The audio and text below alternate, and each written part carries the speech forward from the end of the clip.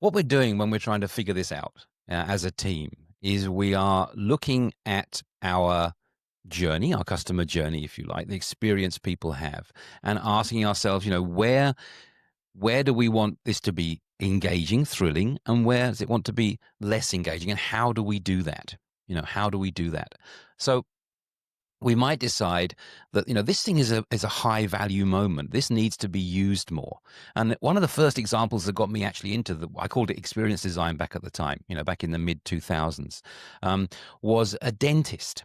Yeah. Now I'm not a big friend of dentists. I've had to use their services often. I never enjoy it very much. And this dentist, he realized that if you're paying yourself, as you do in many countries, you go to the dentist and you sit in a chair and they mess around in your mouth for half an hour, 45 minutes. And it's no fun. They say, thank you very much. That's $600. And you go, whoa, that was a lot of money. That's not a great experience. The big boom is at the end. So he wasn't thinking about this in these terms, but he ended up making a really nice dramatic arc, because what he did was, when you arrived at the dental studio, yeah, he wanted to show the value of what's going on there, because you don't know when you're paying your €600. That chair you cost 6,000 or 16,000. I've got no idea how much they cost, but it's lots of money. You don't see the laboratories and stuff like this. So he did a nice thing. He put in a window which you could see from the waiting room into his lab, where he had these two highly trained technicians doing amazing work. He made sure there was nothing nasty there, no x-rays or gory stuff, but it was, seeing people working with gold, working with titanium, doing incredible stuff, and seeing all the amazing equipment around them. In front of that, he put his model railway set, because he said one of the reasons that I'm a dentist is because I love to work with my hands and work with precision. And you could sort of see this connection between this very friendly thing of the model railway and the lab behind it. So actually the waiting room became interesting. It was quite clever, because you could also sit in a place where you didn't have to look at that if you're one of those nervous people who didn't want to see metal and things like this. But it was nicely done. So that made that waiting moment a nice boom at the beginning.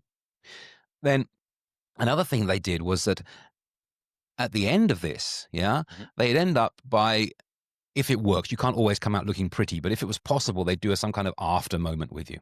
Yeah, they would show you your smile. There would be a big smile. I can imagine a selfie moment, something like that could be really, really fun to do. And they actually got you to pay beforehand. So they made an estimate of the cost that it would take for that session, which is usually a bit high, and they tell it was a bit high.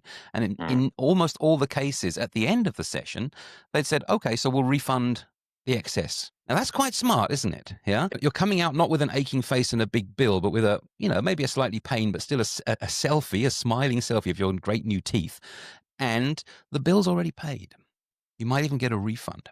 So, and it's smiling and shaking hands with people. And, smiles are really actually the product if you're a dentist, is people's smile. I think that's really, really smart, because he didn't actually change anything. Okay, put that window through. He made something visible that wasn't visible before. That's always a choice that we have. What do we make visible? Are we an open kitchen type service? Yeah, or are we a closed kitchen where people come in with with the food under a cloche and say, "Voila, monsieur." They're two very different choices that we make. And he changed the sequence of one thing. He put the billing before, rather than after. You have to confirm it at the end, but it was basically done. And I think that's rather brilliant.